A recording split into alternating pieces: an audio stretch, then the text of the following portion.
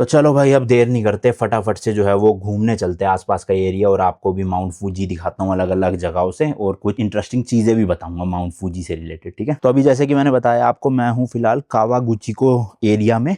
Mount Fuji के around ना 5 lake है, उसमें से कावागुची को लेक सेकंड लार्जेस्ट लेक है। अब मैं रेकमेंड करूंगा कि अगर आप नाइट स्टे करना चाहते हो ना, तो माउंट फूजी के आसपास 2 ही अच्छे एरिया है जहाँ पे आप कर सकते हो। एक ये कावागुची को रीजन, मतलब जो लेक के आसपास का एरिया जहाँ मैंने लिया अपना एयरबीएनबी, और सेकंड एरिया है फूजी योशिडा, जो यहाँ से अराउंड ना 7-8 किलोमीटर दूर है। वो भी एक छोटा सा विलेज ही है। ये मैंने लोकेशन लगा ली है, वहीं पे ही मुझे जाना है अभी 7.7 किलोमीटर, क्योंकि ना जो टूरिस्ट वाली घूमने वाली जगह है वो सारी वहीं पे है। कावागुचिको में सिर्फ लेक है, और बाकी जो 2-4 चीजें है ना, एक वो आपने स्ट्रीट सुनी होगी जिसमें से बड़ा ही क्रेजी सा व्यू आता है माउंट फूजी का, फोटो में लगाऊंगा, तो वो भी वहीं पे ही है। फिर एक श्राइन वाली आपने फोटो देखी होगी, पगोडा टाइप की, काफी सीढ़ी वीढ़ी चढ़ के ऊपर जाना पड़ता है, वो भी वहीं पे ही है। तो अभी सबसे पहले मैं उसी जगह जा रहा हूँ, और वहां से आपको टॉप से व्यू दिखाऊंगा माउंट फूजी का। लेट्स गो जी, लेट्स गो, चलो।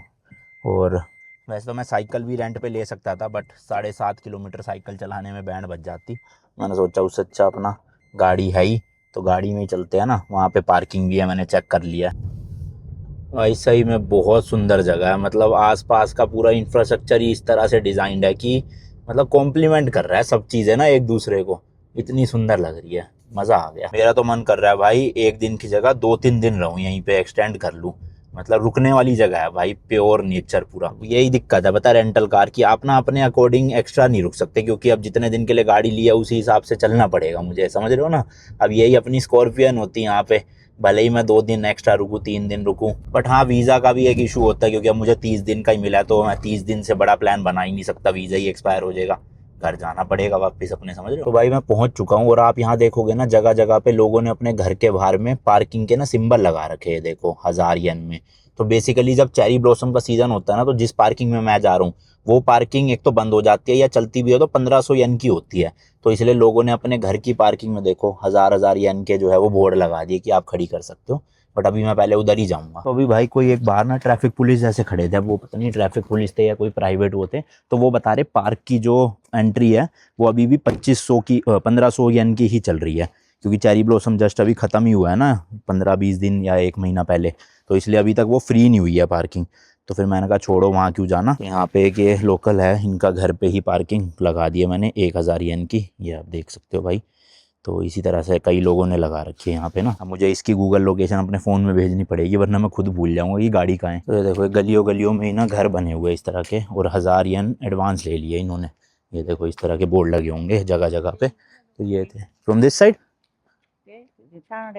लेफ्ट, ओके फर्स्ट लेफ्ट, या थैंक यू थैंक यू। तो देखो ये सारी पार्किंग है भाई, लोगों ने अपने घरों के बाहर ही बना दी, क्योंकि इस जगह पे ना बहुत टूरिस्ट आते हैं चेरी ब्लॉसम के टाइम पे, और वो जो पार्किंग है ना वहाँ पे सिर्फ 100 गाड़ियों की पार्किंग है अलाउड, उसके अलावा नहीं है वहाँ पे। तो फिर जब 100 गाड़ियों से ज़्यादा आ जाती है दिन में, तो फिर लोगों को पार्किंग तो चाहिए ऑब्वियसली, जो लोग गाड़ी से आ रहे हैं।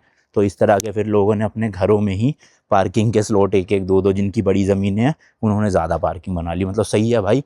आप देखो ना, अगर किसी के घर में 5 गाड़ी की भी जगह है, और दिन में 2 बार भी एक स्लॉट में वो गाड़ी लगाते हैं, तो 10 गाड़ी के हो गए 10,000 येन भाई साहब, इंडियन करेंसी में 6,000 रुपये के आसपास। सही है, 6,000 रुपये डेली की इनकम सिर्फ गाड़ी खड़ी करवाने की, और क्या चाहिए। तो ये देखो ऐसे पतली पतली जगहों से जो है वो निकलते निकलते हमें जाना है ऊपर, जहाँ पे पगोडा है। ये देखो भाई, जैसे अपने हिमाचल और उत्तराखंड में घरों के साइड में से नहीं जा रहा होता पानी, ठंडा ठंडा, बहुत ठंडा पानी होगा ये, उसी तरह के ये बने हुए हैं। अब ये गंदा पानी नहीं है बिल्कुल, देख रहे हो आप, साफ सुथरा पानी बह रहा है इसमें से।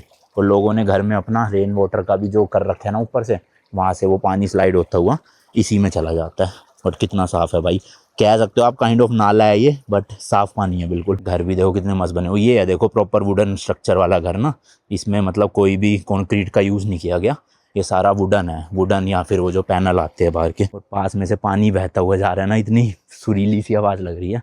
मतलब मैं जितनी जगहों पे पहाड़ों पे जाता हूँ ना भाई, ऐसा मन करता है एक घर तो होना चाहिए अपने उत्तराखंड या हिमाचल प्रदेश में। आई गेस ये रास्ता है यहाँ से ऊपर जाने का, है ना, शायद से तो यही है। और आप देखोगे ना भाई, इस तरह के इन्होंने मिरर लगा रखे हैं, ताकि यहाँ से कोई भी गाड़ी अगर आ रही है तो उसे पता चल जाए कि इस तरफ से या इस तरफ से दूसरी गाड़ी तो नहीं आ रही।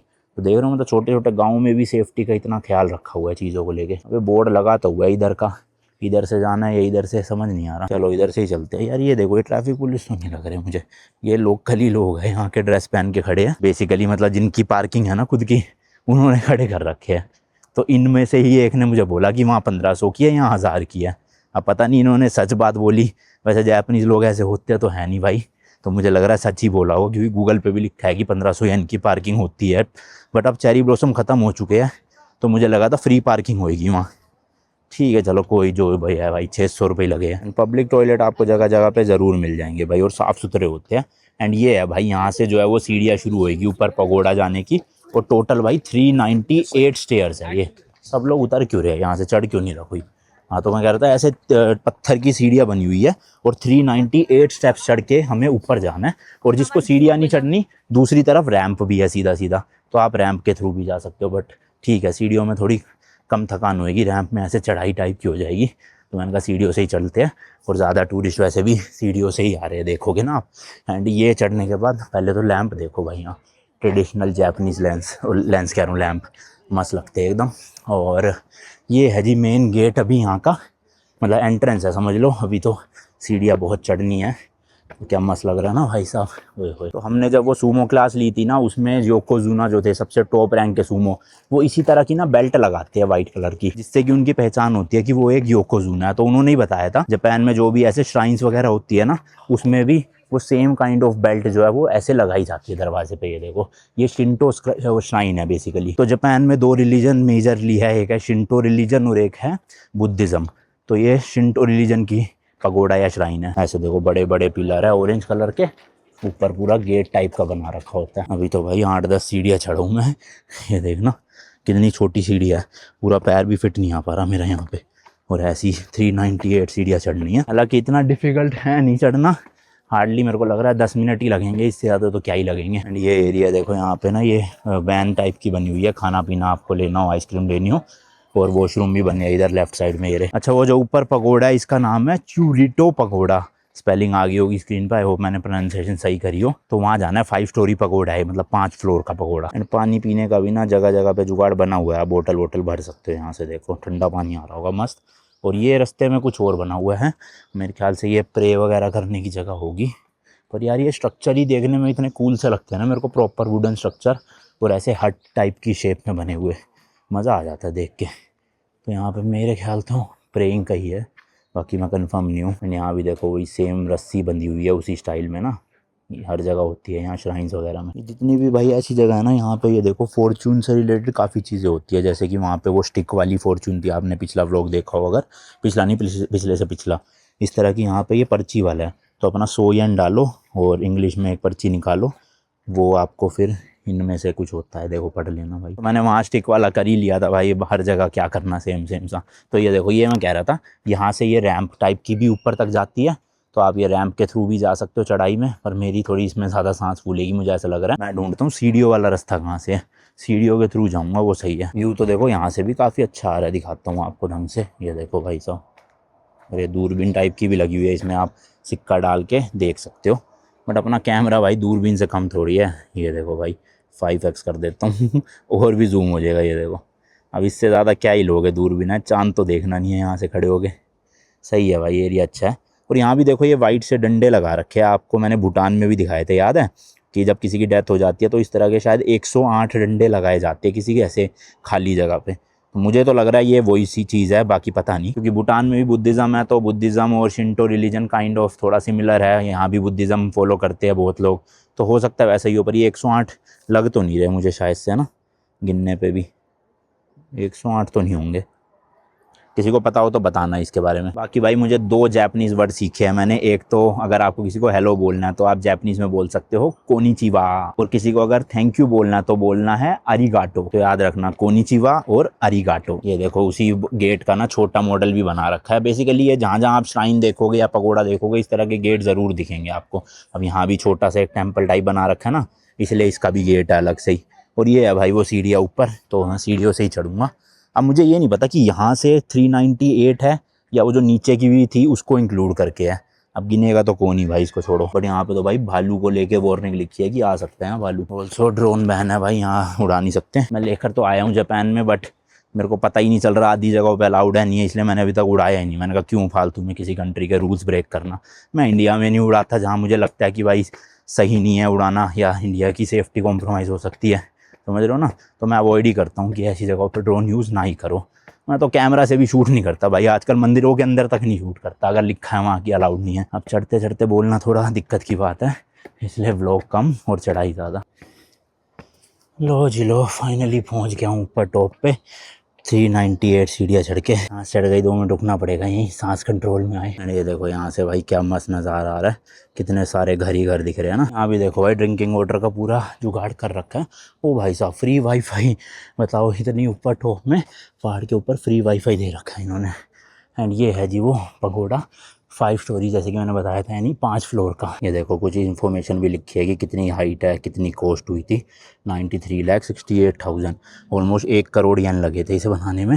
इंडिया के 60 लाख रुपए हो गए। 1958 की बात बता रहा हूँ भाई ये मैं, आज के तो बहुत ज़्यादा हो जाते हैं वो। उस टाइम के 1 करोड़ येन थे। देखो टॉयलेट वगैरह भी बने हुए हैं यहाँ पे, प्रॉपर है भाई, सब मेंटेन कर रखी है यहाँ जापानीज़ लोगों ने ना, एक एक चीज़ अपनी। तो ये पगोडा ना भाई एज अ मेमोरियल बनाया गया था, जो 960 सिटीजन्स की डेथ हुई थी ना वॉर के दौरान, उनकी याद में। ज़्यादातर लोग इतनी हाइट पे आते हैं माउंट फूजी का व्यू लेने, और वो व्यू कहाँ से मिलेगा वो मैं दिखाता हूँ आपको। उसकी आपने फ़ोटो ज़रूर देखी होंगी, थोड़ा सा और चढ़ के जाना यहाँ से ऊपर बस, देन जो है वो माउंट फूजी अगर दिख रहा होगा तो ही दिखेगा।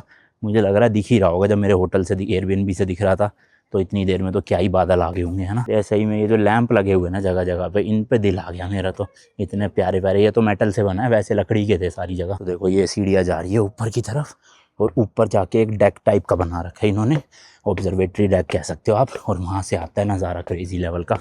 ये देखो, इसलिए नीचे भीड़ नहीं है, सारे लोगों की भीड़ ऊपर ही लगी पड़ी है इसी जगह पे, यहाँ पे भाई। तो ये देखो भाई, ये है वो व्यू पूरा, जिसमें ना ये पगोड़ा भी दिखता है, और लेफ़्ट साइड में वो टॉप पे जहाँ बादल आ रखे हैं वो है माउंट फूजी, जैसे कि मैंने कहा था कि छुपा हुआ होगा व्यू। तो ये है वो डेक भाई, अभी तो इन्होंने फ़िलहाल देखो बंद कर रखा है, बट यहाँ से जो है वो एक्चुअल फ़ोटो आती है क्रेज़ी वाली, कि साइड में देखो पगोड़ा भी दिख रहा है, और वो पीछे जो है वहाँ पे माउंट फूजी है, जो अभी फ़िलहाल बादलों से छुप चुका है पूरा।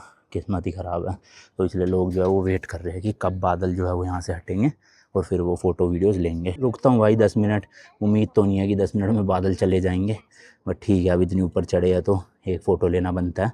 वैसे ना जब चेरी ब्लॉसम्स का पीरियड होता है तो ये जितने भी आपको हरे हरे पत्तियाँ दिख रही है ना, ये सब भाई ऐसे पिंक कलर की हो जाती है, और तब यहाँ से बहुत तगड़ा नज़ारा आता है। उसकी भी मैं फ़ोटो लगा दूँगा अगर मिल गई तो तब भाई साहब एक्चुअल में माउंट फूजी भी दिखता है, पगोड़ा भी, और ये सारे के सारे पेड़ पिंक कलर के दिखते हैं मस्त। बाकी ये सारे घर वर है भाई, कावागुची को हो गया या फूजी योशिडा हो गया, ये देखो सारे घर वही है आसपास के। बादल मुझे लग तो नहीं रहे भाई हिल रहे हैं, देखना है ना, स्टेबल ही है कब से वहीं पे ही।